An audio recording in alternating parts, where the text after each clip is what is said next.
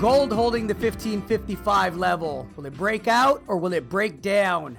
Bitcoin's flirting with 9,000 again. Nick Hodge called the bottom a couple of months ago. We'll see if it holds up. More news from the Jeffrey Epstein nastiness. There's now a lawsuit alleging that Mr. Epstein and all of the people that facilitated it were raping girls as young as 11 on what they call Rape Island. Never one for bad timing. The Trumpster decided he's going to hire Jeffrey Epstein's former attorneys, including Mr. Dershowitz, who is famous for being on the island some 26 times. The entire government in Russia decided to quit. Conference season is here. We'll tell you where you can go say hi to Mr. Nick Hodge.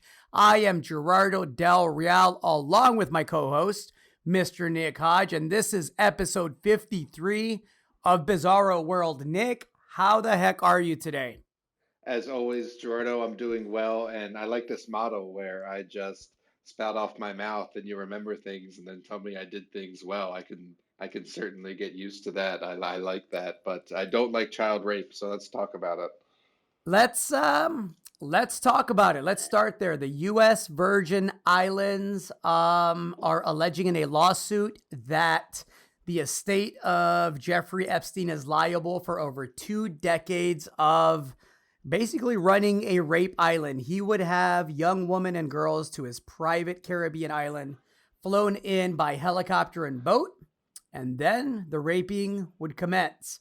They are saying that the way that this was hidden from plain sight was through Epstein's associates and through a complex web of corporations, according to NPR. I think it's interesting and sick, but it all comes full circle, right? We talked about corporations and lobbyists and the dirty influence that money in politics has. And I think this case kind of speaks to all of that. I mean, the bottom line is this is a guy who was so wealthy and connected that he could set up, these shell corporations.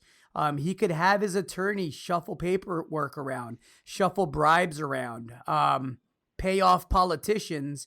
And that enabled this guy, to get away with this for decades. This wasn't a secret. This wasn't something that was very hidden to those that were in the know. You had Prince Andrew out there. You had Bill Clinton out there. This wasn't a partisan thing. It was just sick fucking people doing sick fucking things. And I think it's very symbolic. We talked about the Pope slapping the pious pilgrim, right? A couple of weeks ago, and how symbolic that was for what 2020 looks like. I think this is equally symbolic in the sense that, it's money, it's corporations, it's attorneys doing whatever the dollar requires them to do. Thoughts on that, Nick? I know you have some.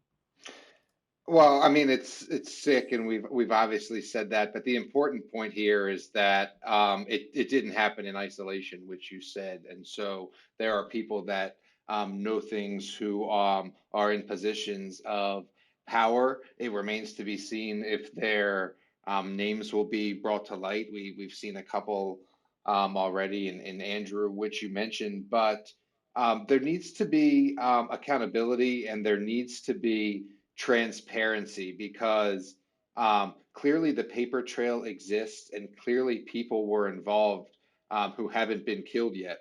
So there's people alive or arrested, right? Who knows stuff about this, and so just like the populace is increasingly wanting accountability for corporations and politicians. Certainly, we want accountability for this because it's not anything small. I mean, the guy was worth $500 million. The islands were worth something like 85 or 86 million dollars, and the names, like you said in the intro, are high profile people, presidents, princes, the attorneys and finance people who represent them and manage their wealth. And so I have to mention the tinfoil hats again and the conspiracy theories Yep.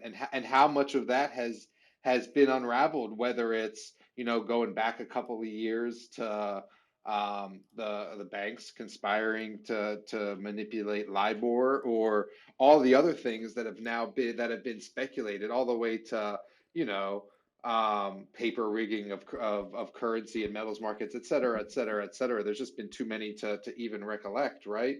But there is this air there that is getting close to being cleared, I think. Agreed. Agreed.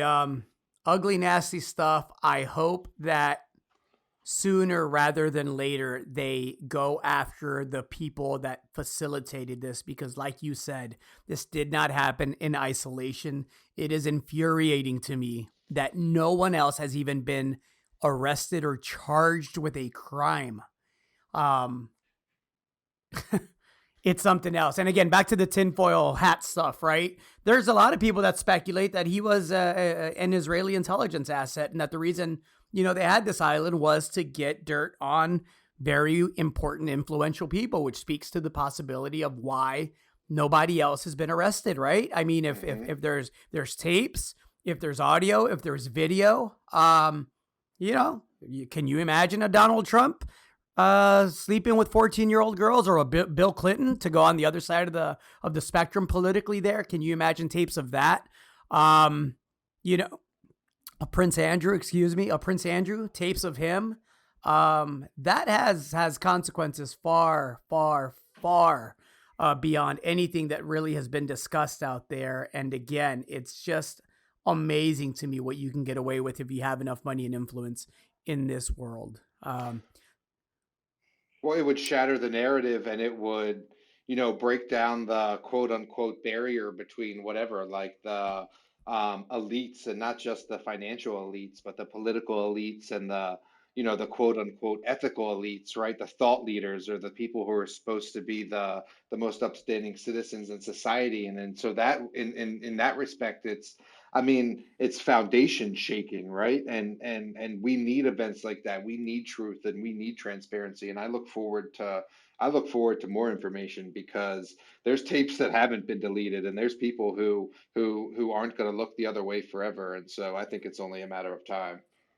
And there's victims that are speaking out, and kudos to them, and all the best energies and love to those people, those women, because these are young girls that now are becoming young women, and are speaking out and are not being quiet, and then they're finally getting a platform to speak. But again, it's just interesting to me that they're finally getting a platform on the major networks to talk about what happened, and it's only after the fact, right? After this guy, quote unquote, killed himself. So I hope that those women are given a real, transparent platform and or platforms to speak to what happened, who was there, and I hope there's sincere follow-up, because again, zero arrest outside of Mr. Epstein, who of course killed himself, right?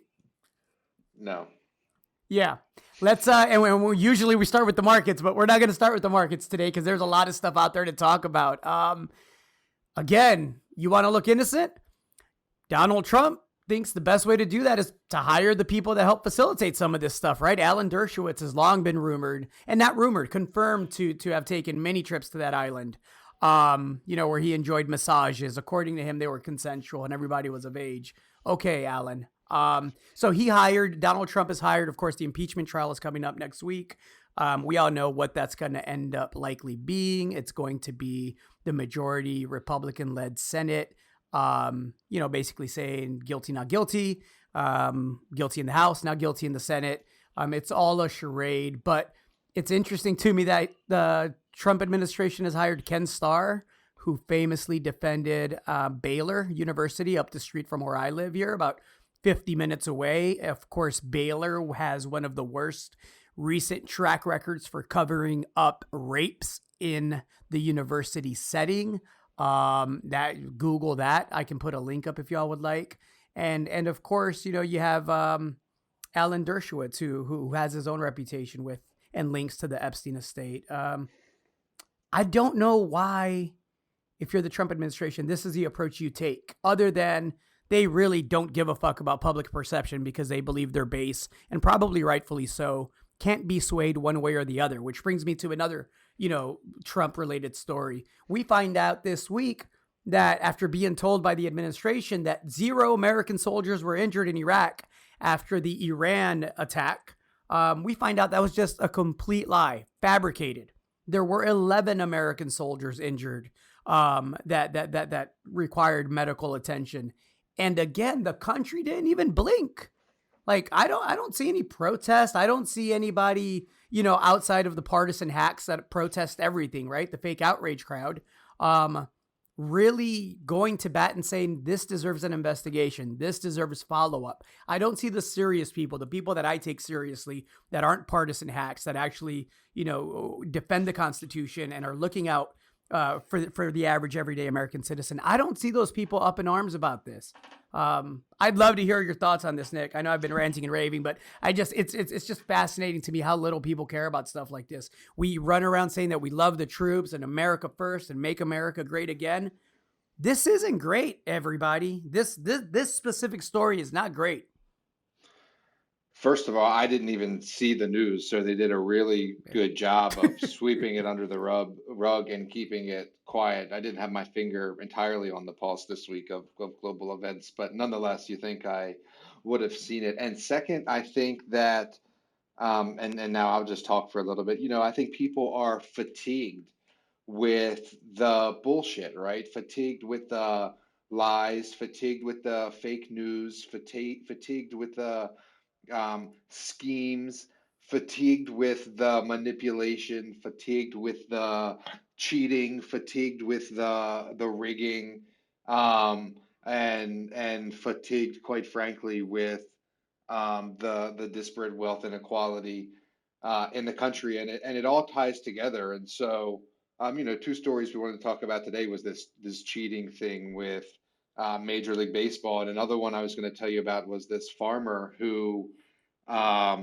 was basically flooding the organic grain market with more grain than organic grain than could physically be grown in the country, and it took him years to get caught. I mean, the government didn't catch him, the industry didn't catch him. It took his fellow, well, not even fellow, because he wasn't an organic farmer, but other organic farmers saying, "Hey, this guy is flooding the market with corn and soy that is not organic." And sure enough, the dude was making like $20 million a year just selling regular corn as organic, which fetches twice the price. And we don't have to get into this story, but the point is that it's like rampant in the culture, right? The cheating to win, and so it comes from the top down, whether it's the cheating we're talking about with Epstein and the covering up of people's actions that are influential in society, or whether it's corporations, cheating by using whatever it is, pick your thing, non-GAAP accounting measures, or outright selling products that don't work, or I don't know, maybe letting a plane fly that they know has flaws, for example.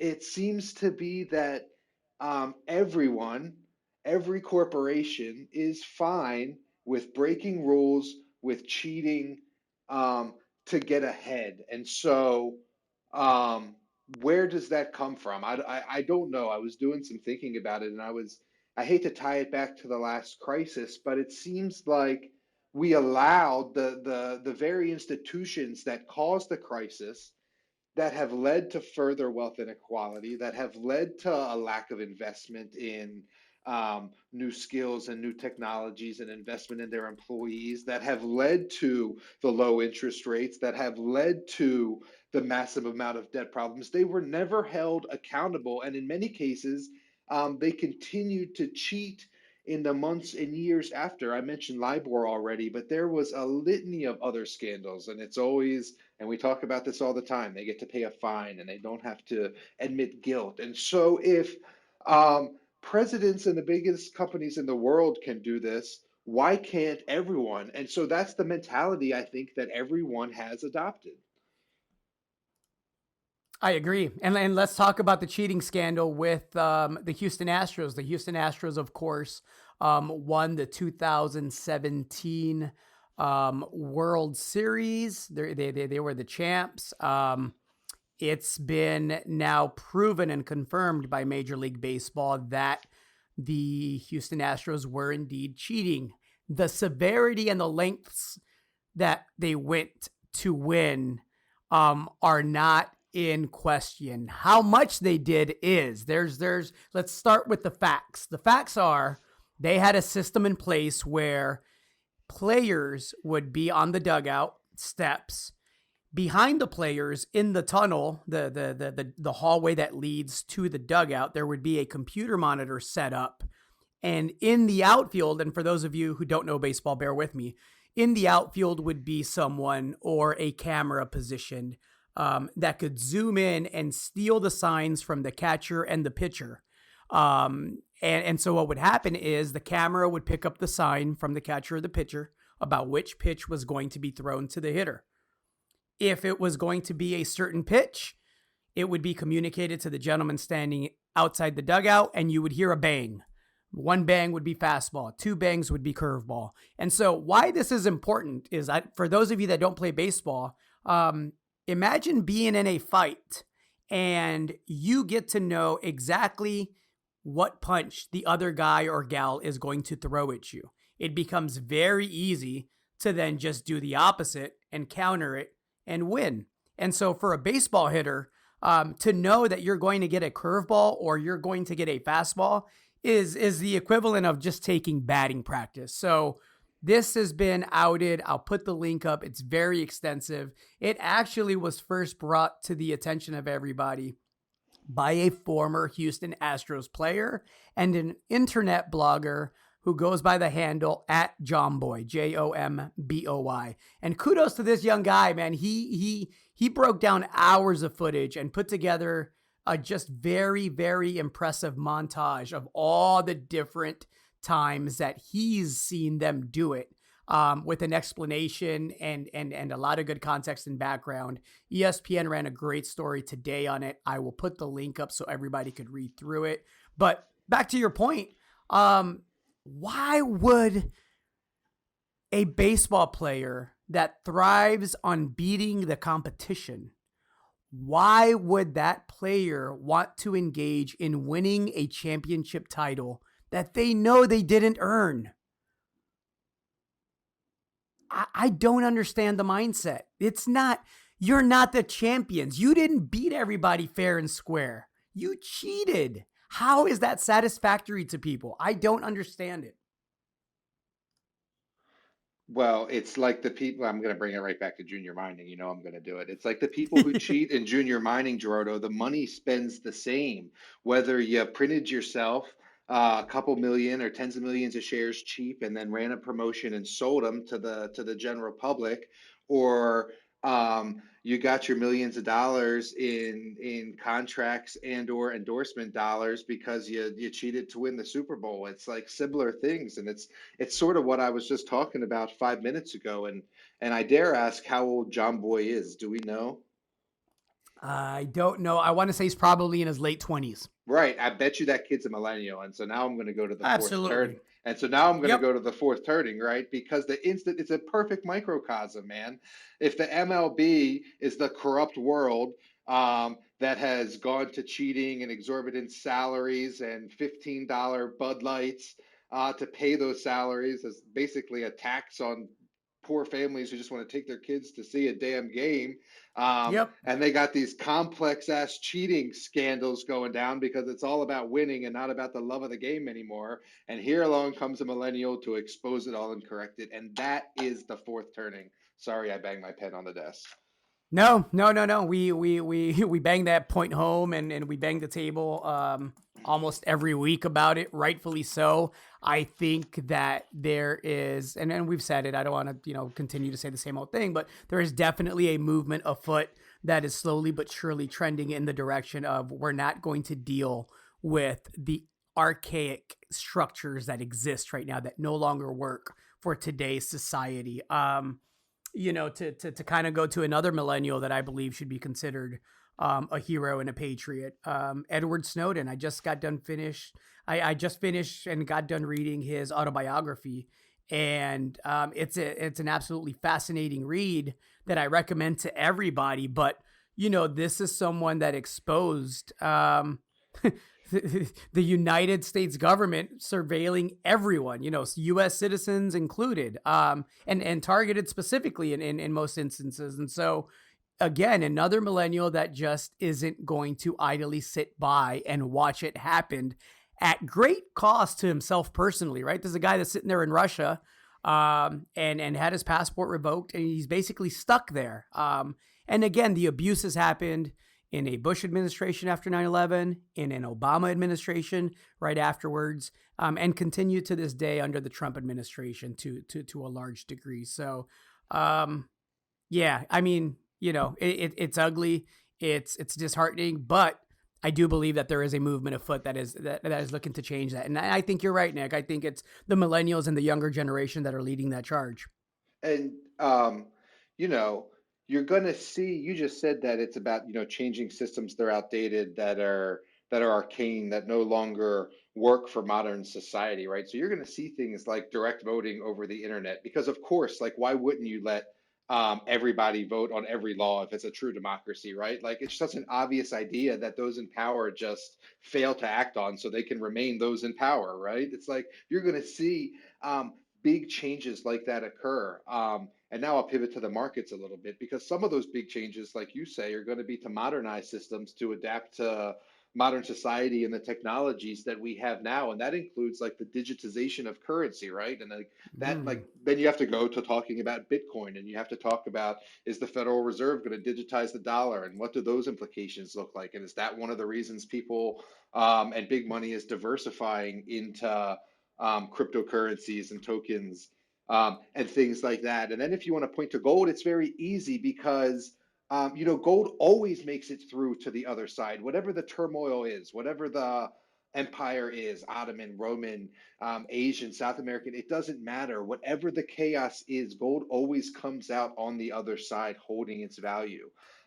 It always has. We talk about, in actually this issue coming up of Hard Asset Digest in January, Mike Fagan talks a lot about like the cosmic origins of gold, and how some metals were formed here on Earth, but the precious ones that we continue to reveal, like rhodium and gold and platinum, etc., were formed by the and this is just going to get a little esoteric, but formed by the explosion of like neutron stars, right? And Sure. and just think about that, and why we continue to value them, and not like, I don't know, like wood or hay or grass or pieces of paper that have George Washington's face on them, for example. Like, this stuff has been around for billions, hundreds of billions of years, since the formation of the universe. And I won't get any more wonky talking about gold in those terms, but like, it's here to stay, and it will be on the other side. And so you talk about like, and you have talked about over the past few years, like when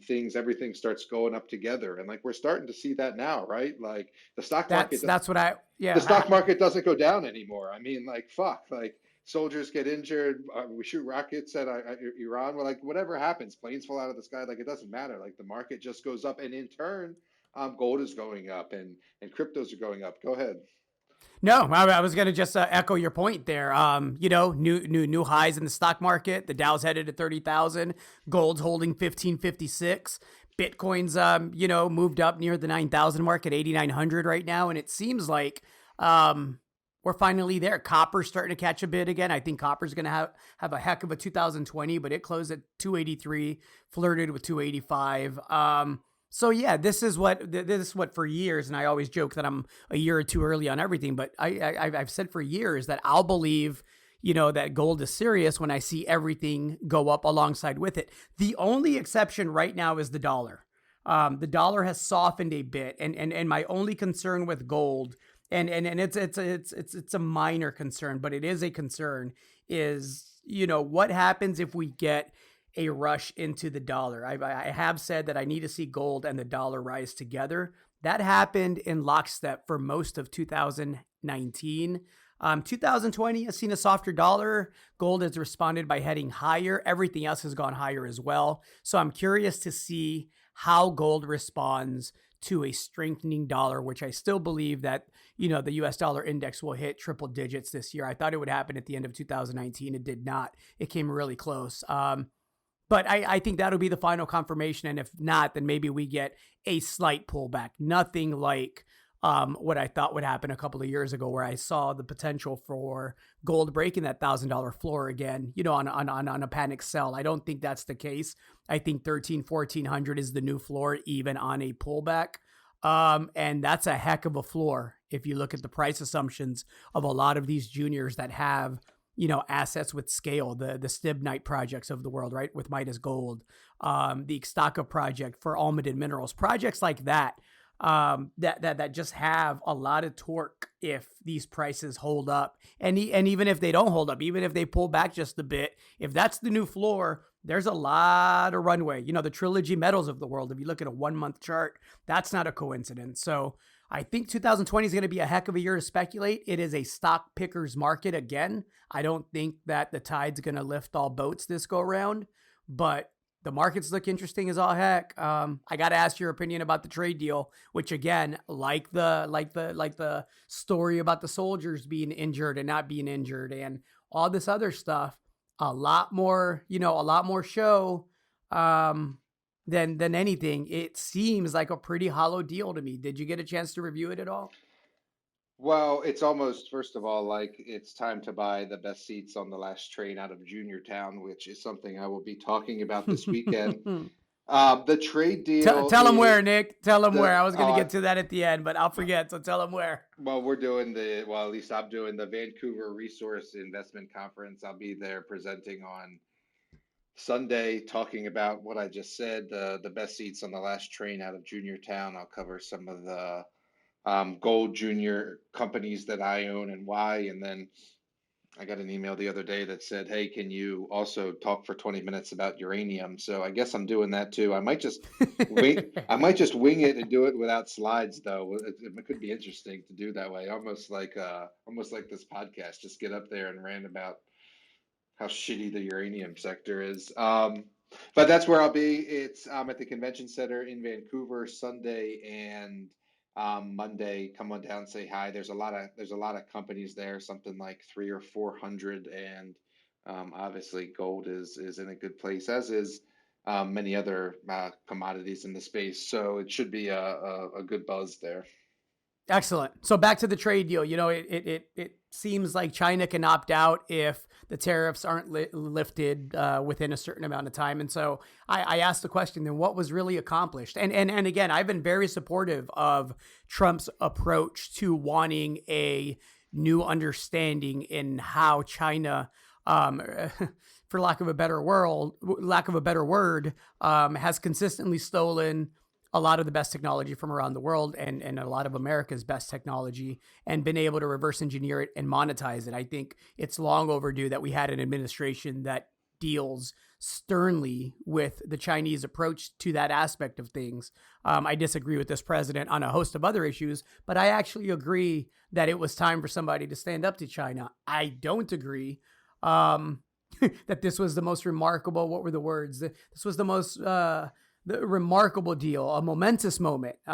This wasn't that. This was a lot of what we already had before, and so I just don't see a path forward without volatility. And I think I say all this to say that expect a lot more volatility, and that's going to be good for the metals market to a certain extent, especially the gold market. Maybe I dabble in the VIX next week. We'll see. Gosh, how low can the VIX fucking go? The TVIX had to roll back again. Um, what was it did? It trades like a junior. I know. um, yeah.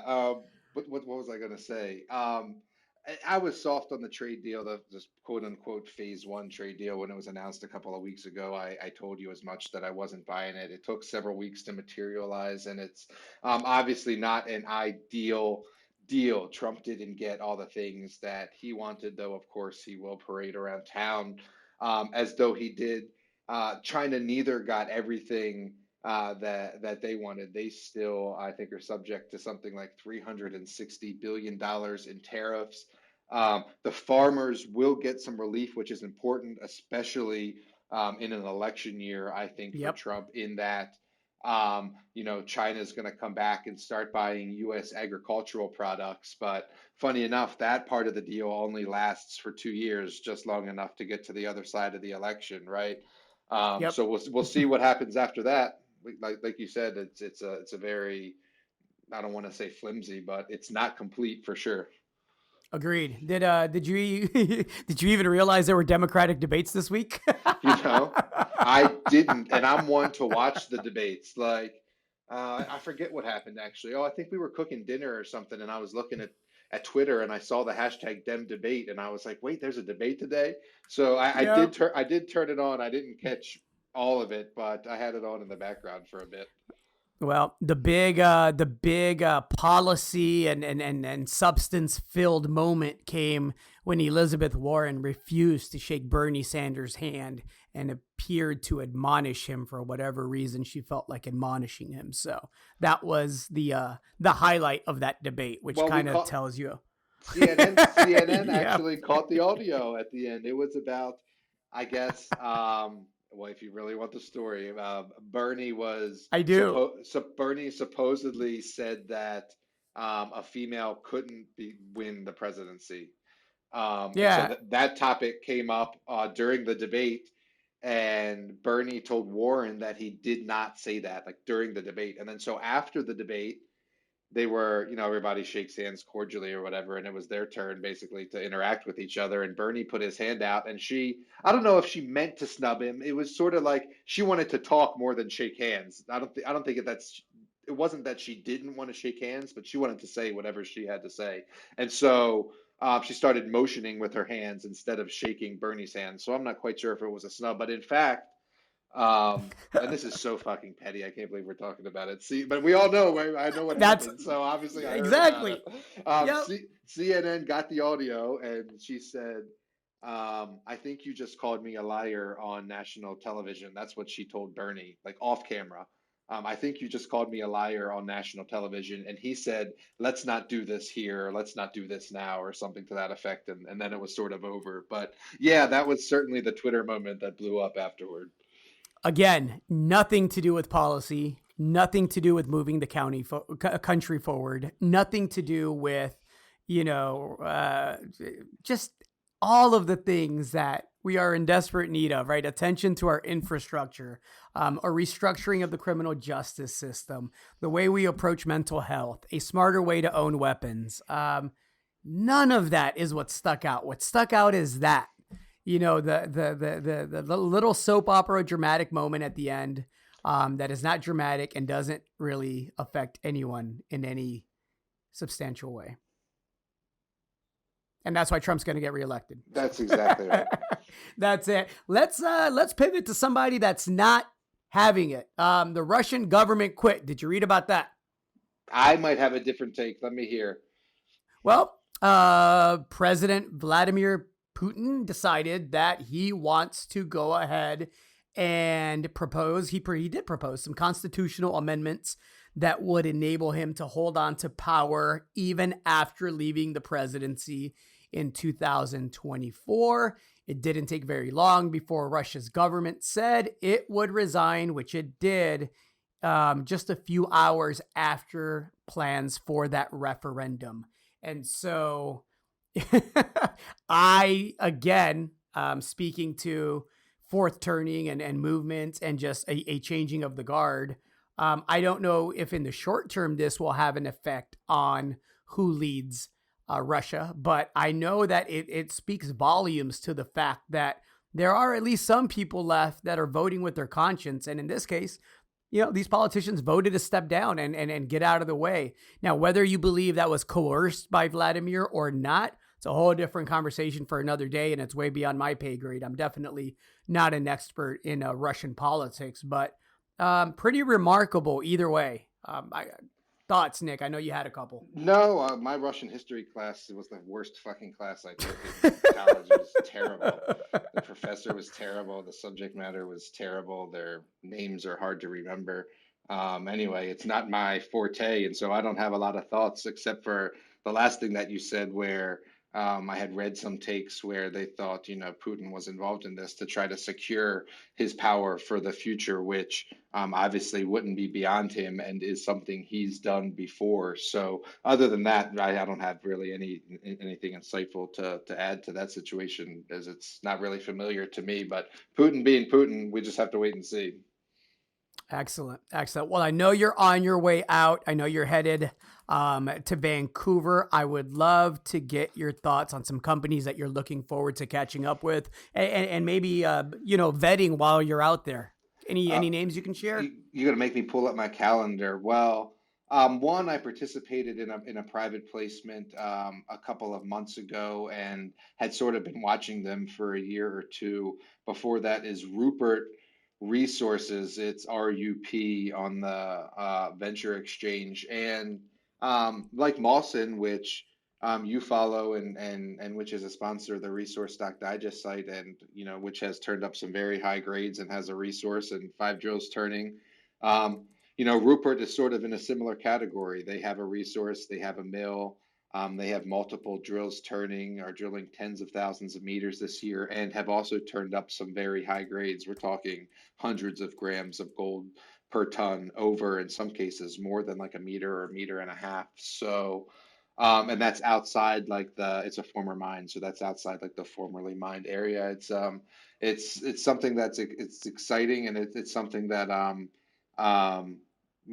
wanting to learn more about and potentially tell people more about, right?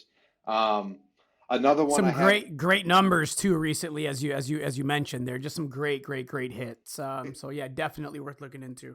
Another one that I don't talk about as much, though I certainly am a shareholder, and it's in my letters. I seem to talk about Revival a lot, and Amadin and Midas. I don't talk as much about Magna, and it's for a couple of reasons. Magna Gold is the company I'm talking about. Now, one is it's a very new story. It was very much a thing where we were betting on the team, which is a very successful team with Arturo Benias.